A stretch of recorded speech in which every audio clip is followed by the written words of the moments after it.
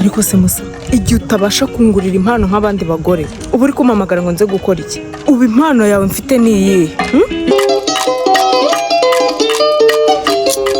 ngiye kwiyaniza uriya mugore.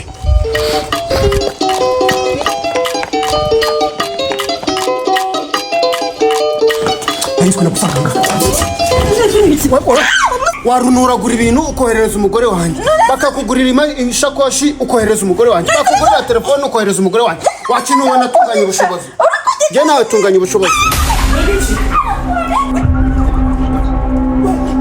urashaka iki ku mugore wanjye? usura uruntu rwawe se rwifata rugafotora amashakoshi ahenze rukohereza umugore wanjye. uziko umugore wanjye asigaye ansuzugura ngo abandi bagore babagurira impano zihenze. ako se we bite byawe ko rero mba nabiguriye mba nabihaye rubanda.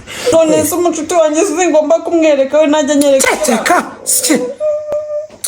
we nawe sohokera mu rugo. sohoka se.